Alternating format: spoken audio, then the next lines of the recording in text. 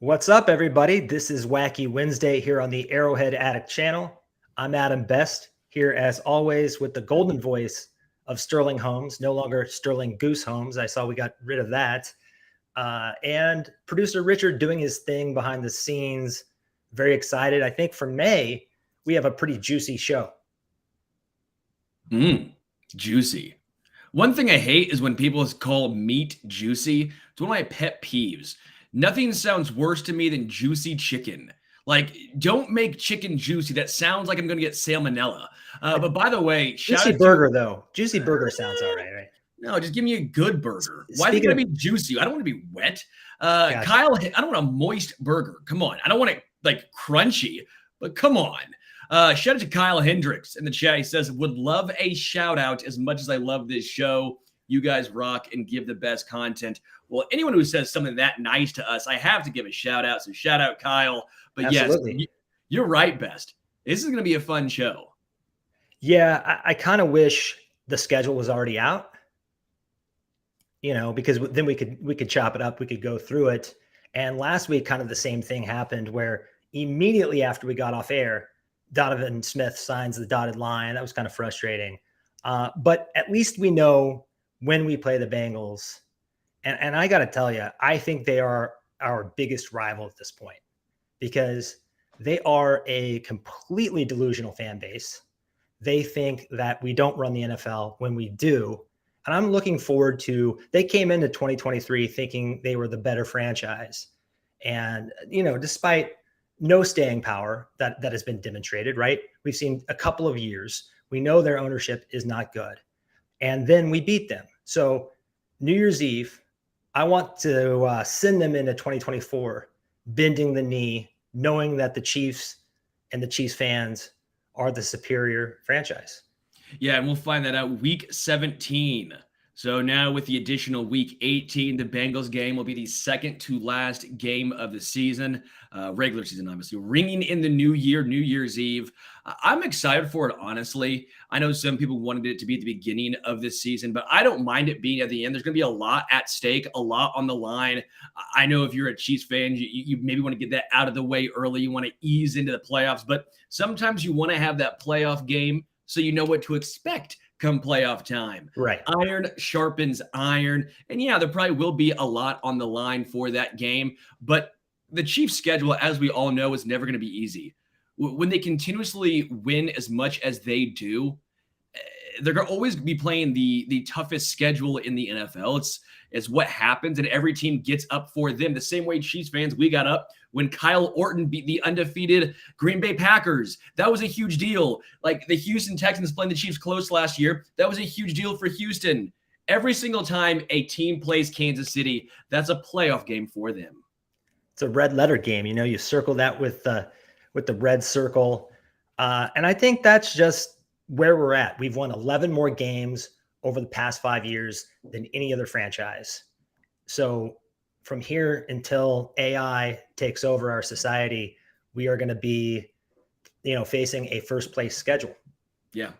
Before we get into the news segment that you created, I want to give a shout out to DraftKings. Go to DraftKings, use code Arrowhead. If you bet $5 on any sport, you get $150 back in bonus bets instantly, win or lose. DraftKings, Arrowhead, new customers only. 21 plus and physically present in Kansas. Please gamble responsibly. Gambling problem? Call 1-800-522-4700. Valid one offer per customer. Minimum $5 deposit and $5 wager required. Rewards issued as non-withdrawable bonus bets and expire 7 days after being awarded. See full terms at DraftKings.com. Again, Arrowhead on DraftKings. One thing before we dive in, did you happen to hear what Andy Reid said on the New Heights podcast when they were talking about burgers, I guess? And he said he has to go to Whataburger because he has to make sure that Mahomes gets paid enough. I think that's like subtle shots fired at Mike Florio, right? Yeah, slightly. I love that dude who doesn't know anything about it and just says the most obvious stuff and then tries to have a hot take and everyone just knows it's going to backfire in his face. That's always great. Exactly. So welcome to the new segment. It is called The Verdict. Everyone loves some good courtroom drama, right? So we are going to review some cases against the Chiefs and even the NFL. And Sterling, me, collaboratively with you guys, with the chat, we're going to reach a verdict after having thorough discussions. Colonel Jessup, did you order the code red? You don't have to answer that question. I'll answer the question. You want answers? I think I'm entitled. You want answers? I want the truth! You can't handle the truth! Doesn't get any more intense than those two dudes. So let's dive right in. The charge is the Chiefs made a huge mistake giving right tackle Jawaan Taylor left tackle money. How are you feeling about that? This is a pretty widespread accusation on Chiefs Twitter and probably on Chiefs radio throughout the discourse. Kind of want to hear your thoughts on it. Dun dun. That's all I think about is what's that like? I don't watch those shows. I think it's Law and Order, but I get Law and Order and CSI and all of them confused. That's all I think about is dun dun. But before we, bring up whether it's a win or lose when we come up with our verdict, let's lay some facts out. We got to get the facts out of the way and let us, you and myself best, as well as everyone in the chat, decide what to think. This is, 12 good men, 12 bad men, 12 average men, 12 angry men. 12 angry men. I knew there was some adjective in there. So 12 angry men, but hopefully we're not angry about this. We're more level-headed. So we'll be two, you and me, and however many people are in the chat, relatively level-minded people. Let's talk about the cap. So the cap management in 2022, Orlando Brown Jr. and Andrew Wiley counted $19.1 million against the cap. In 2023, Donovan Smith and Jawaan Taylor are $14.8 million against the cap. That's if Smith hits all his incentives. So for this year, it'll be cheaper. In the long haul, I will say no, because Jawaan Taylor's contract, as we all know, is going to go up. But in this year, in year one, it's cheaper for this season than it would be with Orlando Brown Jr. and Andrew Wiley. Right. And that's if Smith is a bust, we owe him $3 million. Right. So it's very similar to the deal we did with Juju Smith-Schuster last year. It's a prove-it deal. It's Donovan Smith coming in and resetting his market, or attempting to. So that's why I think he'll be motivated.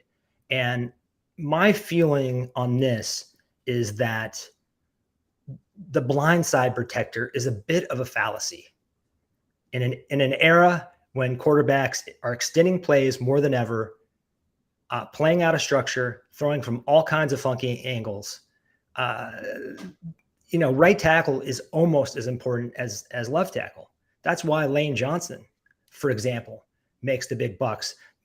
Max Crosby, he lined up almost exclusively against Andrew Wiley, right? So I think we need to rethink left tackle versus right tackle, and also rethink the entire offensive line as a weak link system. I heard yesterday Steve from PFF said that the Chiefs have the best line in the league because it's the most complete. They don't have one glaring hole.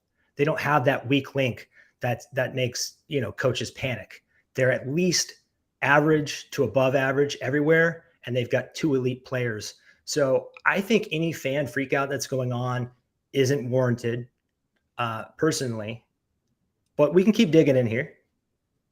So for me, the depth of this offensive line is incredible.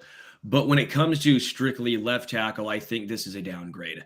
I know some people are going to yell at me and be angry with me and call Orlando Brown Jr. a bum like fans like to do. But let's have some nuance here. Orlando Brown Jr. was really solid the second half of the season. His play style isn't ideal for what the Chiefs offense, how it's run. But neither is Donovan Smith.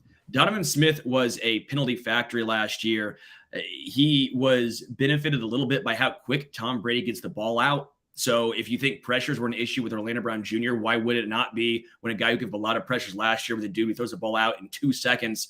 It's going to be noticeable. I can also make the case that Donovan Smith, his age and everything, that was his drop-off season, but I'm not. I'm going to try and take the positive approach here. Donovan Smith was very solid the few years before last year. And why was that the reason? Well, he had the same offensive line. He worked with the same dudes for a few years, and that sort of continuous continuity, right? Continuity. Thank you for the word. Continuity really helps. We saw last year Orlando Brown Jr.'s worst games were when Joe Toney was out. It makes a difference. Eric Fisher had a lot of trouble at times when there was a revolving door at left guard. When you don't have the continuity on the offensive line, it makes it harder for everyone. So the Buccaneers' offensive line was absolutely decimated. And because of that, I think it put more pressure and more legit pressure on Donovan Smith. He wasn't up for it. So get him here with Andy Heck, Joe Toney to the right of him. I think we'd probably see a return to form for Donovan Smith.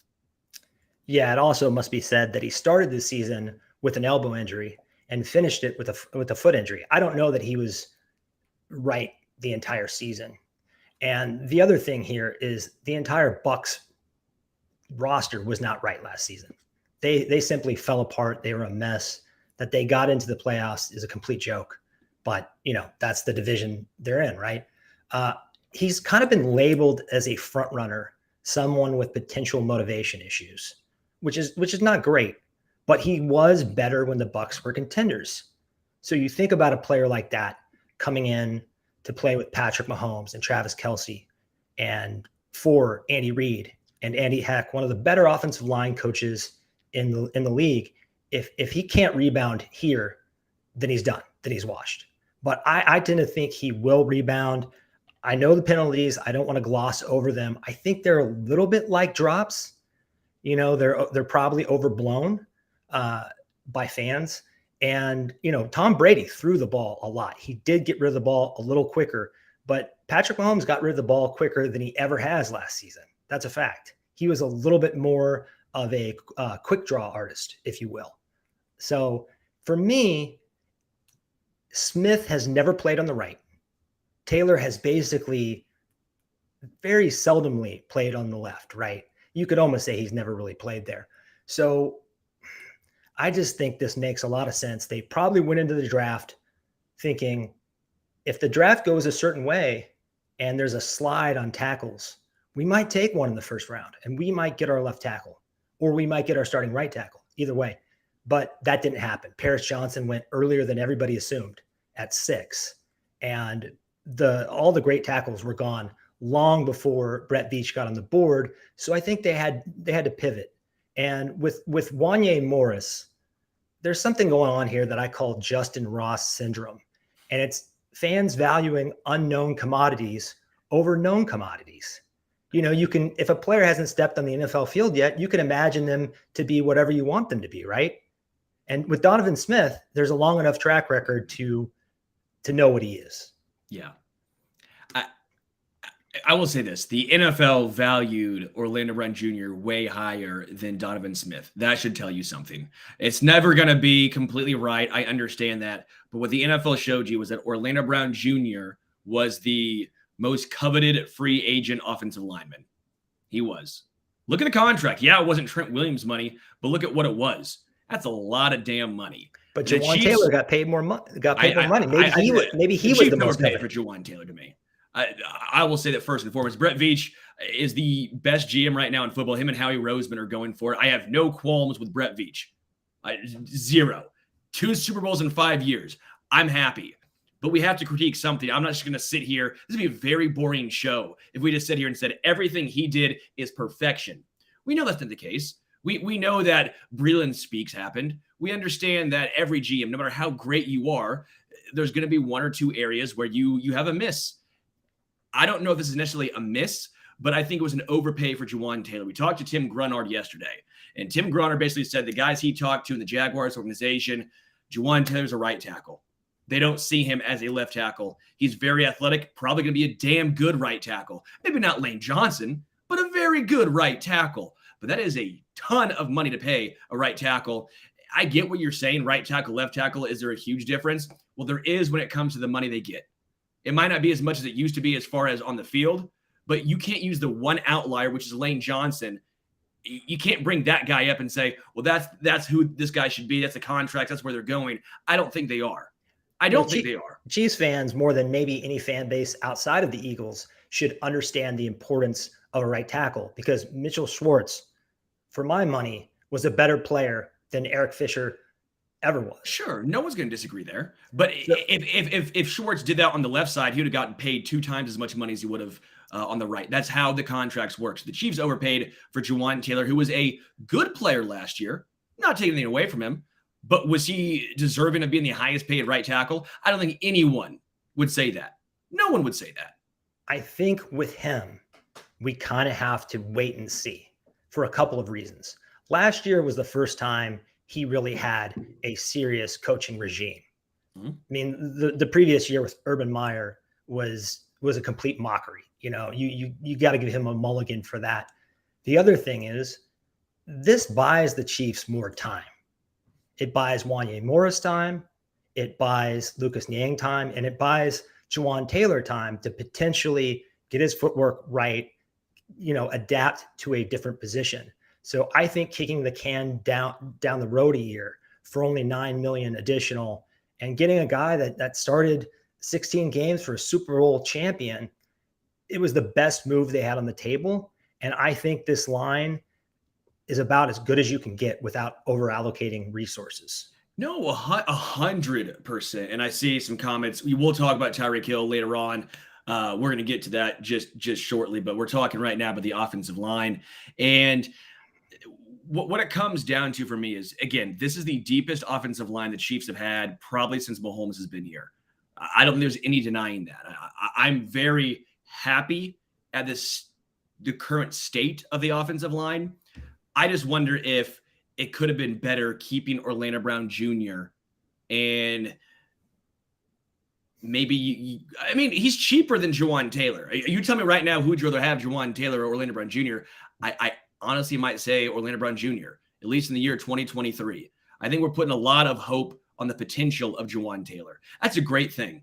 It's a great thing. The upside of Jawaan Taylor is much higher. Orlando Brown Jr., in my eyes, is a finished product. I said it when he got here to Kansas City, and I'll say it now. I've been very consistent in this. He is who he is. Jawaan Taylor, way more upside, way more athletic, probably fits the scheme better, but you're paying him a lot more money at a position where typically that contract is not as high. So he better be damn good. He better play like Lane Johnson, because that's what the contract states it is. Yeah, and I think he's, as I like to say, a dancing bear. His feet, he can move with Mahomes as the plays break, and the second, you know, the buy one get one play starts. I think that is one big reason to buy in. He's not only more athletic than Orlando Brown by a wide margin, but also Andrew Wiley. And I think the upgrade, even if you see Donovan Smith as a downgrade on Orlando Brown Jr., he is a smaller downgrade from Orlando Brown Jr. than Jawaan Taylor is an upgrade over Andrew Wiley, if you see what I'm saying. So yeah. I think in the aggregate, their offensive line gets a bump over last year, even though it's kind of hard to wrap your head around. No, it's fine. Again, I've said it. This is the deepest offensive line the Chiefs have had. I think Wanya Morris is a great draft pick. I'm very intrigued by that. This doesn't fill, though, the Chiefs' long-term goal of a long-term left tackle. Again, talking to some people, they don't see Jawaan Taylor as a left tackle, which means he's going to be the right tackle of the future, which means, well, that Niang pick doesn't mean a whole bunch. What's that mean about Wanya Morris? Hopefully Wanya Morris then could be the left tackle, but who knows? Maybe this is a case of you have to beat out Donovan Smith. The contract given to Donovan Smith, in my opinion, is actually a very good one for Kansas City. It's very incentive-based, 66.66, repeating, of course, percentage of the contract is incentive-based, right? Like, it's good. I have no qualms with the signing itself, but it doesn't necessarily fix the long-term issue at left tackle unless you're hoping Wanya Morris, potentially Jawaan Taylor, if whoever the Chiefs draft next year can be the long-term solution. This just buys you time. Then I'm all ears, but it does not fix the issue of how much money was given to Jawaan Taylor. Again, if he turns into Lane Johnson, I will be thrilled. If it turns out he does become the left tackle, I will be thrilled. But where it stands right now on May 10th, that money for a right tackle, again, it's a sunk cost. It's a sunk cost. Nothing you can do about it now. There's nothing we can do about it now. We're just analyzing it right now. It might go down as a bad contract. But also the salary cap is about to make a big jump. So that could be a factor. And The thing about Wanye and Lucas Niang, if you get a swing tackle, I mean, even if just Wanye became a swing tackle, a good backup swing tackle that could play on either side, and Lucas Niang busted in the third round, getting a great depth piece, I mean, that's really important. We could have used that in the Super Bowl versus the Bucs, right? We did not have that, and that pretty much sealed our fate. So I think the depth is the other factor here. That, I mean, we haven't even talked about Nick Allegretti or Darian Kennard. We've got other pieces, other guys that have some versatility on that line. And I think that's the thing that really excites me about this is we're not going to look at another situation like what happened in that 2021 playoff run. No, not at all. This, again, is the best spot the Chiefs offensive line has been in, at least for 2023. When it comes to eventually what's going to happen with Trey Smith, Creed Humphrey, Joe Thuney, those contracts, we'll find out. But they at least have Jawaan Taylor under contract for obviously 4 years. They at least have that spot figured, at least that guy figured out.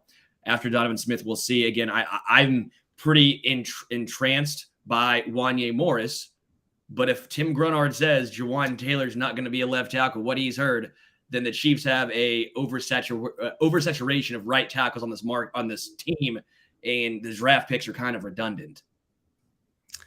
Keep taking stabs at it, keep taking bites at the apple. Eventually, one will stick, but we've got to make a ruling here collectively on this charge of basically overpaying a right tackle and giving him left tackle money. Do we see the Chiefs as guilty or not guilty here?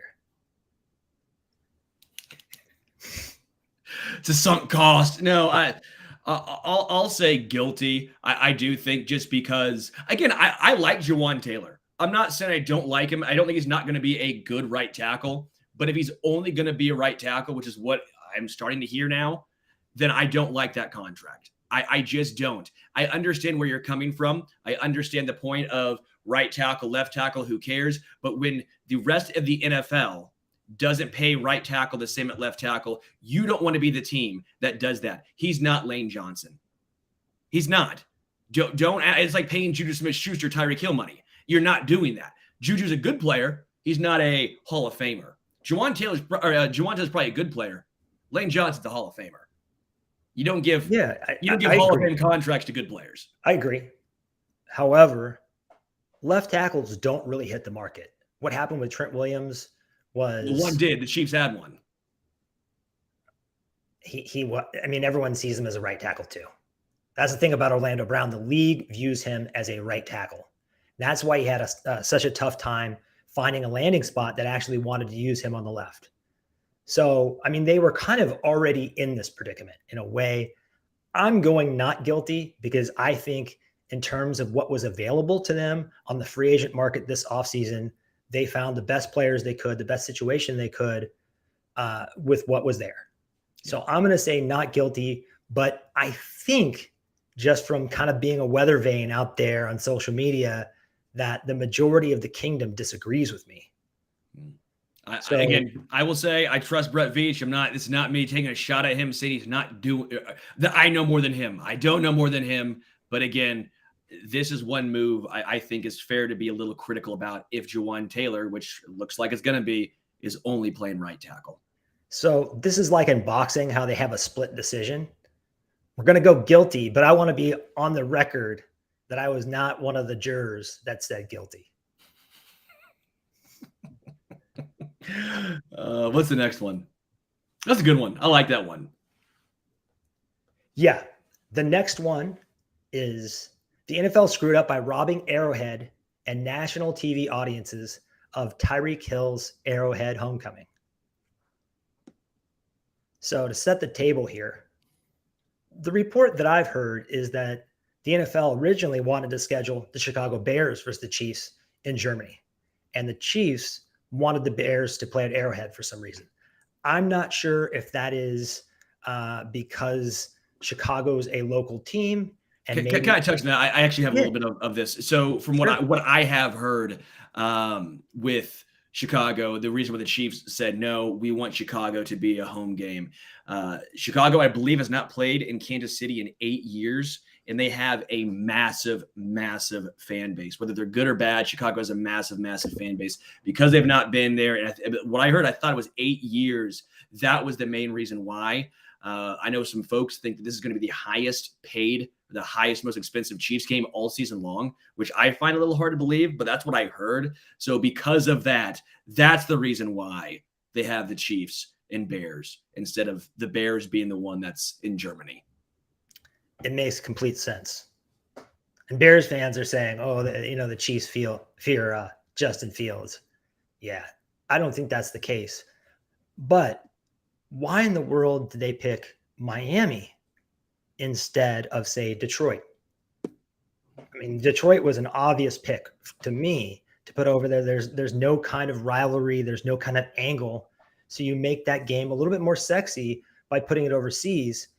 I mean, Tyreek Hill returning to Arrowhead was one of the biggest storylines in my eyes of the entire season. You have a household name versus the best team in the league that he left facing off. And I just don't think you kind of squander that by, sending it overseas and having it at, 8 or 9 in the morning or whatever, depending on where you're located. Maybe the best comment ever on this site. If the Bears wanted to see Patrick Mahomes play, they should have drafted him. Ooh, that's nails. Man, Angry drunk in German, come get your medal. Come get your medal. Come get the gold. Oh man, that's outstanding. One of my best friends is a Bears fan, and really for his soul, for the betterment of his soul, I hope Justin Fields turns out because he is just tortured. And I think that's kind of indicative of where the entire fan base is. They are just haunted by this, kind of like the Portland Trailblazers were haunted by picking Sam Bowie over Michael Jordan. I mean, it's that kind of air or goof that if they don't turn this around, I don't think they'll ever recover from. I have multiple qualms with the Chiefs playing the Dolphins in Germany. Take Tyreek Hill out of the equation for 1 second. The Dolphins are a good team. They're a playoff contender. The Chiefs are giving up a home game where that actually might come into play. I would much rather the Chiefs play a team who's not as talented, who's not as good. Now, I'm not saying the Dolphins are as good as Kansas City, but we know that they were a sneaky good team last year. Their offense was electric. I don't like that. That gives me a little bit of cause to pause. Any contender, I want the Chiefs to have a chance to play at home. There's an advantage there. The Chiefs are going to have a great fan base overseas in Frankfurt, Germany. I know we have a lot of German listeners on this show as well. I know talking to them, Kansas City is very popular in Germany. So that's obviously a positive, but it's still not going to be Arrowhead. It just won't have the same home field advantage. That's an issue. And then obviously Tyreek Hill. Come on. We all wanted to see it. The chance to boo Tyreek Hill in person, to throw up the deuces against him. I know we all have, at least I do, a soft spot for Tyreek Hill. I hope he goes up in the Ring of Honor. I hope if he goes to the Hall of Fame, it's with a Chiefs hat, right? Like, I hope all those things. But while he's in Miami, boo that man. Boo that man. I'm fine with it. And the NFL took this away from us. I'm not happy. I'm not happy either. Booing someone like that is just part of the sport, part of the sports world. And this is well before your time. And I was very young, but I remember when Bo Jackson was playing for the Royals and he came back to Arrowhead in a Raiders uniform. He got the shit booed out of him. And I think Tyreek even wouldn't have it any other way because it's just there's something epic about that kind of backdrop. He's taken the villain vibe and he's running with totally. it. He's doing a good job. I mean, it's good. It needed to be said. But he's a good villain. It's fun. Let the fans have the fun. When it's all said and done and his career is over, I think we're all going to remember him as a Kansas City Chief. We're all going to remember the great things he did here. He's the all-time Chiefs leading receiver. He's the best wide receiver the Chiefs have ever had in their history. Otis Taylor makes the case, but I think Tyreek Hill it's just one of those situations where right now, let us have some fun. I like what John says in the chat. Who cares where we play? Any team, as long as we beat them. I'm with you, but it's easy to say right now on May 10th. I do think it does help when you are the home team. Arrowhead does have that mystique, that advantage, being at home, at your home place. That helps. I don't know. I would like every advantage possible against a playoff contender.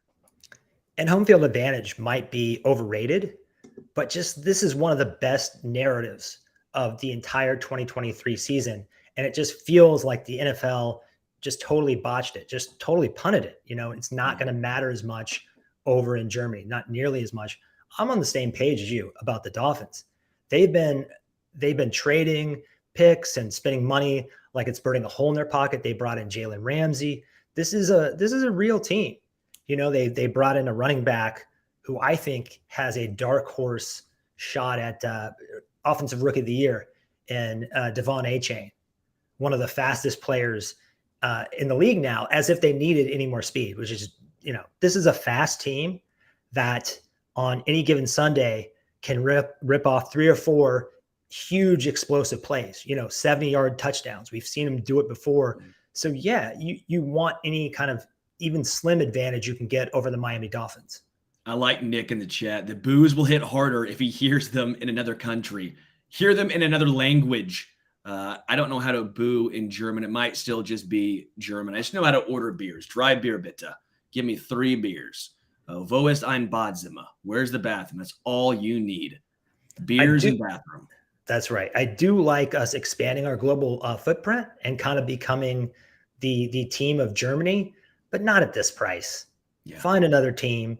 The Lions were right there. You know what I mean? So it's time for another verdict. 1 second, though. I will say one quick thing. The Bills also have to give up a home game. The Bills are giving up a home game to play the Jaguars in London. So there's some sort of fairness to it. If only Cincinnati had to as well. I think the 3 top dogs in the AFC, it'd be fair if all 3 of them had to give up a home game to play overseas, but the Bills have to play overseas against the Jags. I can make the case the Jags are probably as good as Miami at this point. The Jags actually won a playoff game last year. The Jaguars are a sneaky good team. So if you want to at least play the fairness card, the Bills have to do the same thing. Yeah. And boy, the NFL is really trying to make the Jaguars happen in London, right? It's like back-to-back weeks. They're going to spend a month overseas. I know. It's like Mean Girls, right? Stop trying to make fetch happen. It's just not going to happen. But they're not very popular in their own city, so they've got to find.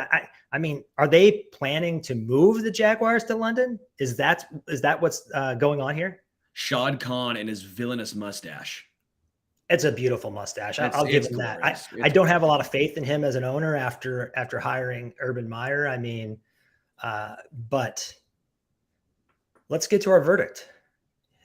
Guilty or not guilty? Guilty. They are so guilty that I'm irate. I'm livid. They've irked me. They now have my ire. I'm angry. Okay. I am one of 12 angry jurors on this right now. Cause yes, they screwed up. The NFL, they blew it. Okay. They had a 3-foot putt to win the Masters and they putted it off the green and they 7-jacked from there and they lost all that money. I'm angry. Okay. I hate it. Yeah, it was a Scott Norwood, they shanked it. There's no question about it. What they deprived us, Chiefs fans and also Dolphins fans of a really special moment, A lot of these games, you don't remember 3 or 4 years down the line, let alone 10 years down the line. We would have remembered Tyreek coming back to Arrowhead 30 years from now. So they are guilty as can be. That's the verdict here. Let's move on to the next charge. Brett Veach was Brett Veach when he stated that Kadarius Toney could become a true wide receiver 1. What do you think here, Sterling? Limited sample size. In the limited sample size, he's mostly been a gadget wide receiver. What I find intriguing is in that limited sample size with the Chiefs, he was actually used more vertically. at times, and he was able to go up and come down with the ball. We always remember the one where he was like adjusting his gloves as he went up and got it. But the main concern with Kadarius Toney has always been injuries. It's always been injuries. He got over injuries in Kansas City. We thought, all right, they're behind him. It was all a hoax. He was basically saying, yeah, I was healthy and the Giants wouldn't play him with his hamstrings. He got here. Well, he got hurt again. I think we're going to see him as a Sammy Watkins, where the talent is undeniable. Maybe healthier than Sammy to an extent. I think Toney will play through more than Watkins did, but I don't see a guy who's now been injured in multiple spots all of a sudden say, yeah, I'm 100% good to go. It seems like those hamstring injuries are one of those ones that always continuously pop up. I hope I'm wrong. I really hope I'm wrong, because I think he's so talented. He's a joy to watch. I love Kadarius Toney. Just we got to find a way to keep those hammies healthy. Those string cheese hamstrings. We've got to strengthen them. But I do think New York under Joe Judge was a complete and utter mess. And I do buy stock in a little bit that he is more bought in Kansas City, that he's more focused, that he's working harder, that he has a better training staff and coaching staff around him. And remember, this is someone who hasn't been playing receiver for that long. He switched his senior year at Florida. He was recruited as a quarterback, then kind of used as an athlete in the backfield, in the slot, in line, out wide, just a little bit of everything. And they really moved him to exclusively wide receiver as a senior. So, and when you factor in that the Giants misused him, there was one game where they actually utilized him like a proper wide receiver one against Dallas, a good team, a good defense. What did he do? 10 catches, 189 yards. That gives me a lot of hope.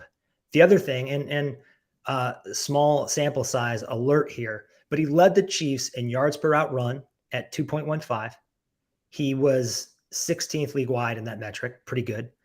He led the Chiefs in yards per reception at 6.7, and he led the Chiefs in catch percentage at 82.1%. So, I mean, we were seeing some tantalizing signs.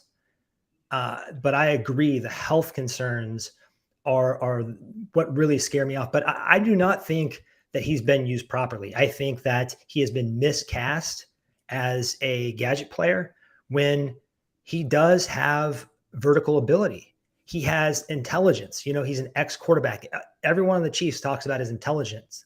And maybe you don't think that because he can be a bit of a goof and the rap stuff and everything else, but he is highly intelligent. So I think developing a full route tree shouldn't necessarily be a problem. Yeah, I think you'll probably see a little bit of what Tyreek Hill went from rookie year to second year in his progression where, all right, he's a gadget guy, he's the return man, but he's never going to grow if he's taking these unnecessary hits. I think that's why Richie James was brought in, was why I love the Richie James signing. You take some of those unnecessary hits off of Kadarius Toney. You use Richie James more like McCole Hardman than anything else. You take that role away from Toney so he can focus on being the best wide receiver, strict wide receiver he can be. If that's the case, then I do believe this at least a little bit is going to come down to health, but those unnecessary hits being taken off him should help at least to some sort of an extent. I like Toney, man.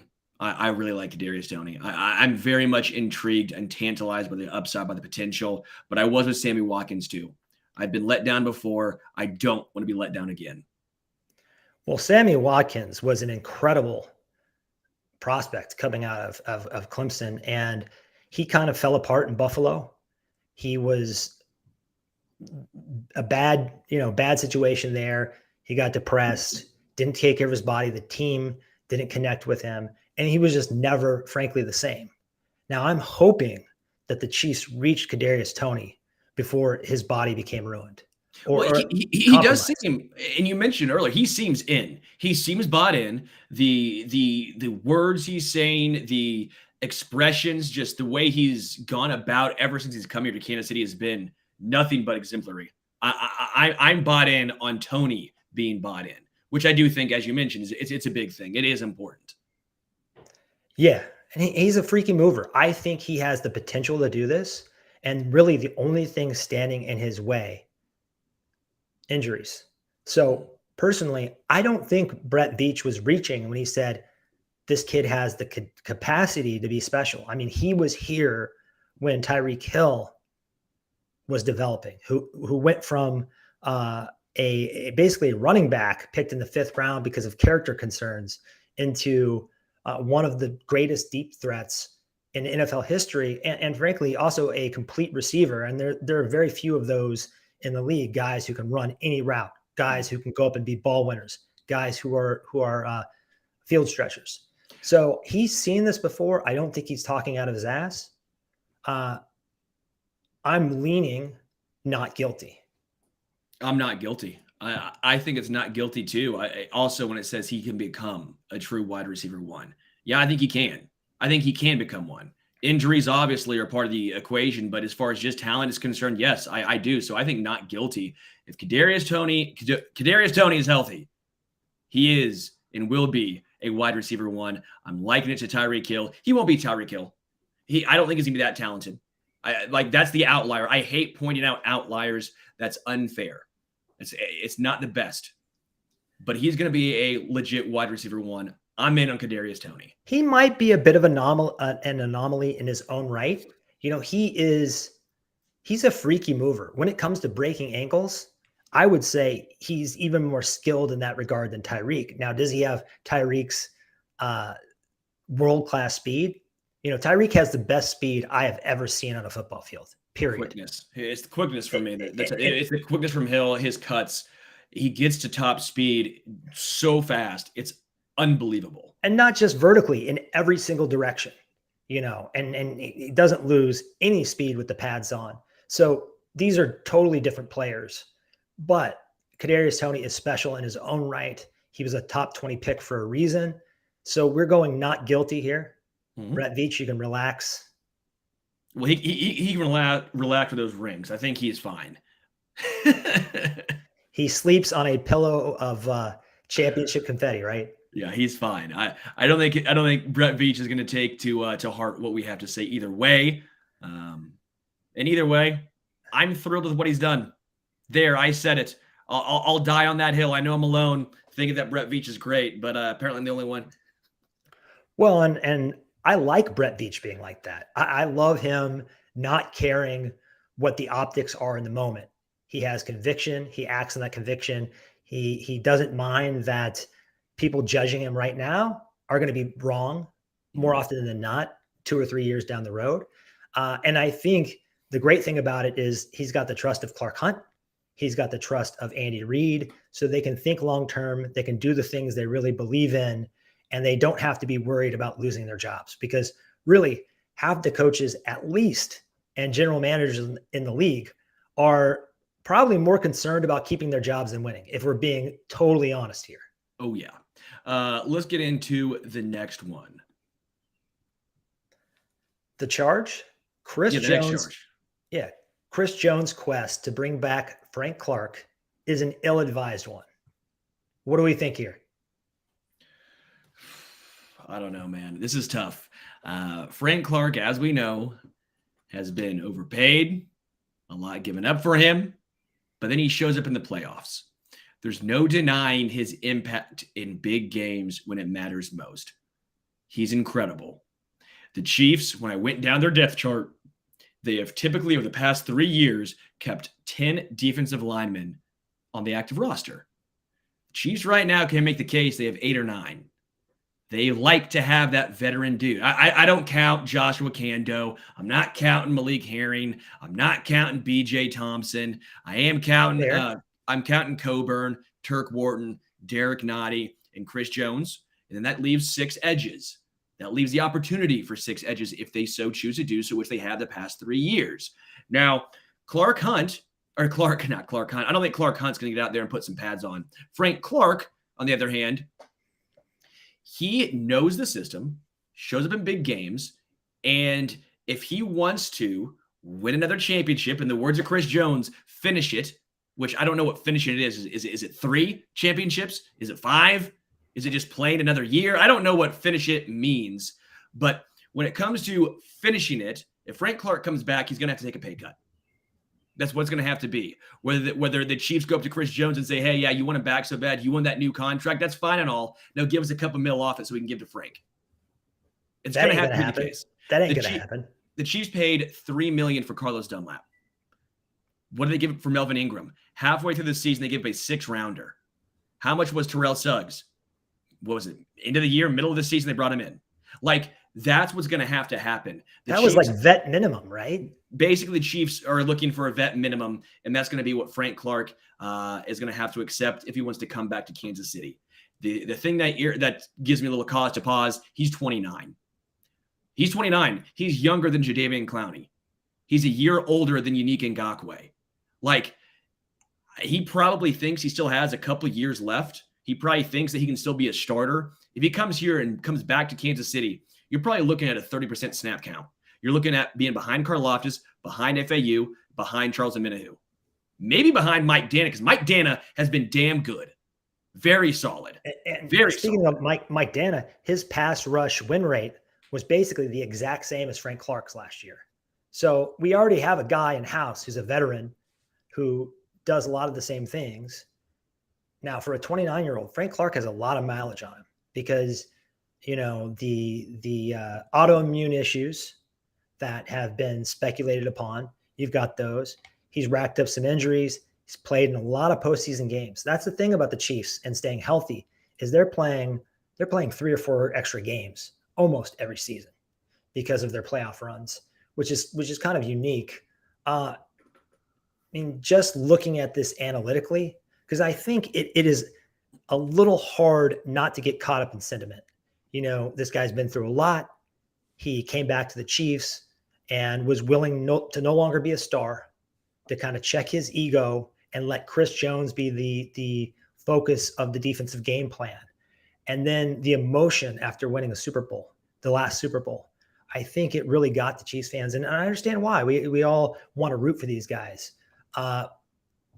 However, I don't think I've ever seen a bigger 180 from a fan base to about 18 months ago. They wanted this guy, you know, catapulted into the sun.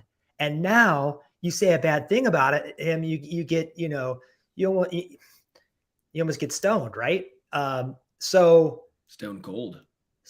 Well, it comes full circle. I think that the way to build a dynasty is to not fall for the sentimental trap. You have to be almost more ruthless than other franchises. And you can afford to be because, I mean, let's face it, Donovan Smith could probably get more money elsewhere. Frank Clark is going to be able to get more money elsewhere. Some other team that's trying to build a culture will think, here's a guy whose name brings a lot of clout. He's a vocal guy. He's been in playoff wars. He will come in our locker room and give our defense an edge, like he gave the Kansas City Chiefs an edge. I mean, when he stepped up during the playoffs that week and said, we're going to shut down Derrick Henry, and then the Chiefs did it. I think him going out on a limb to say that really had an impact on the defense, a defense that had been soft up until that point. So I think there's probably another team in the league that's going to throw the bag at this guy and think that, and if you're Frank and you're facing all these injuries and everything, you're looking for one last payday. So The missing thing here is does Frank even want to come back? Yeah. You know? Again, that's been my main take the whole time is Frank Clark. We understand if he comes back, it's going to be on a team-friendly deal. If he goes somewhere else, it's because he thinks he has one last chance to be a starter and to get one last multi-year contract. I do want to hit one comment I find interesting. That's Brian Gale says, I love you, Sterling. We're going to leave it there. I love you too, Brian. No, I'm kidding. He goes, Taylor will be the starter at left tackle in 2024. Wanya Morris will be the starting right tackle in 2024. If that's the case, then I'm fine. If that's the case, then I'm fine. But again, listening to Tim Grunard and the sources he's talked to, they said they don't see Jawaan Taylor ever transitioning to the left side, which gives me a lot of cause to pause. That's all I'm going to say. If that happens, Brian, I'm all in. That deal will make a ton of sense. It does make sense having Donovan Smith as your holdover for 1 year, your bridge guy. If that's the case, Brian, I'm all in. I will retract all of what I said, but I just don't see that being the case from what I have heard. I also love you too, Brian. Thank you. I appreciate that. I like when people say that. It makes me feel good about myself. It makes you feel loved, feel cared for. But when it comes to Frank Clark, if he does come back, my pitch to him is this. Talking to Grunny yesterday, he could have left and made more money later in his career. But how much does that matter? How much does that matter over legacy? If Frank Clark stays here in Kansas City, he's going to go up in the Ring of Honor. If he stays 2-3 more years, even if it's not a major impact, how good the Chiefs are, we will remember him fondly as a Kansas City Chief. That legacy will be there. He will be doing interviews in 20 to 30 years about how great Kansas City was and what it was like playing with Patrick Mahomes and winning those rings. If he leaves, goes to Miami, goes to Jacksonville, he was a good piece for 5 years, 4 years. It was nice having him here. He stays a little longer. They win one more. I do think there's something to be said about that legacy. I know it's a lot of money. I get it. I'm not the one making that decision to give up probably what amounts to $5-6 million. But how much has he made in his career, and how much does he value legacy and sponsors and all this stuff afterwards? That's what Frank Clark needs to decide. Legacy or a couple more million. And, Frank is one of the players, along with Orlando Brown and Eric Fisher, who I think have gotten the biggest boost when it comes to like Pro Bowls and whatnot from being on this franchise. So, and then you remember he has a chance to break the all-time postseason sack record. If he won another Super Bowl or two in Kansas City and broke that record, I mean, I don't see him as a Hall of Famer, but what would voters think, right? The perception, I think, of Frank Clark is higher than we realize in the NFL mediascape and around the league. So I think he has a shot to definitely get into the Ring of Honor. But even if he doesn't have a chance at the Hall of Fame, which would probably be a slim one, leaving the game with the all-time postseason sack record and a fistful of Super Bowl rings, you're going to be a legend. You're going to be someone who is talked about in Kansas City decades from now, generations from now, probably. Like my father talks about Buck Buchanan and Willie Lanier and those guys from that ferocious defense. If he wants to be one of those guys. Edelman. Think about Julian Edelman. That dude has right. worse stats than Dwayne Bowe, but people want to put him in the Hall of Fame because of the playoffs. I mean, it's true. Angry Drunken German. The playoffs are all that matters. It's true. No one cares that the Patriots went 19, 18 and 0, then lost in the Super Bowl. You know what you remember? They lost in the Super Bowl. What matters is the playoffs. He's a postseason closer. I'm with you on all that. And if you want that legacy, if you want any chance, this is your best chance. This right here in Kansas City is Frank Clark's best chance to build that legacy. You're right. You get that boost. You get the boost of being on a dynasty. The Patriots had that. All those players, if you play for that team, you got boosted up. Would we talk about Vince Wilfork the same way? Julian Edelman, would we talk about him the same way if he was on Detroit? No, we would not. Teddy Bruschi, Richard Seymour, all those guys, Troy Brown. We remember those names because the team they played for. I don't know. It's a tough one for me because I like our developmental pipeline a lot at Edge. FAU and George Karlaftis need as many snaps as we can get them. And I'm really high on Charles Omenihu. Now, Charles Omenihu can kick inside, but not all the time, not on rushing downs. You know what I mean? So that is my big concern is, will Frank Clark eat too many snaps because of his status in the locker room in this city? Will he eat too many of those snaps away from the young guys? Yeah, I would say I'm hung. But now on to the verdict. No, I'm kidding. I had to make that joke. I know. The entire show. I'm just thinking of how can I throw in a hung jury joke in here. And we have this pattern of a little sketchy phrasing towards the end of shows. It's kind of tradition here on Wacky Wednesday. So thank you for not disappointing our audience there. Yeah. Which way are you going to go? So I'm going to go with not guilty because Chris Jones can say what he wants. And if Frank Clark decides to take a deal for $3 million, I'm all in.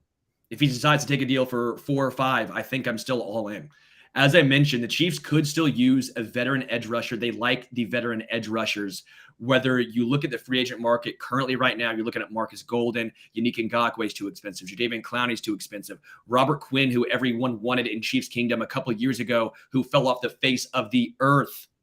I don't think people want him anymore. I don't know what he's going to end up looking like contract-wise. Not a lot out there. Now, of course, OTA's training camp, you'll probably see another veteran. Guys like Melvin Ingrams, guys like those Carlos Dunlaps, guys like Terrell Suggs probably get cut at some point. Probably look at the bargain bin there. But again, there is something to be said about Frank Clark in the playoffs. If it's a $1 or $2 million difference to keep him here, I say I'm in. So I'm going to say not guilty. I just think we're in the danger zone here when it comes to putting feelings over logic, which I'm always going to be against. And Andy Reid, I think one of the things he did well, even back in Philadelphia, was he knew when to, he knew when to hold him, knew when to fold him. He knew when to get rid of guys, even when it was unpopular. I think that's the time now. It is time for a new era of edge rushers in Kansas City. I just think there are too many complications here. Including, would Frank Clark even hold up for an entire season? I've joked that if we could put him on layaway for the entire year and then activate playoff, sign him in January. I mean, that feels a little NBA-ish to me. I'm not sure that's going to happen. And football shape is a little different, but I'm in the minority. Probably I'm going guilty. But I think the verdict probably from again, being a Chiefs Kingdom weather vane and sticking my finger in the air, is probably not guilty. Wouldn't you concur there? Yeah. Sounds like we're hung. I mean, if one juror is not on the same page as the rest, I mean, that's still you can still come to a verdict. I mean, seriously, maybe I'm childish, but how do people just not laugh nonstop? Like you're in the courtroom. Judge bangs the gavel. We're hung. Now for the verdict. like, come on. I would be a horrible, horrible judge. Would you laugh during a murder trial? Oh, I mean, that would be. Well, I don't know. It depends on. I don't want to make a joke about it. Now it's not funny. I killed the vibe. Yeah. Man, can't stop Debbie Downer. Yep. Well, I guess we are going with a hung jury for that one. That really wasn't an option, but I don't think we have any other path here. But that is all we have for you guys on this Wacky Wednesday. Thanks for giving us your time again. And until next time, from Sterling, for Richard, and for me, go Chiefs.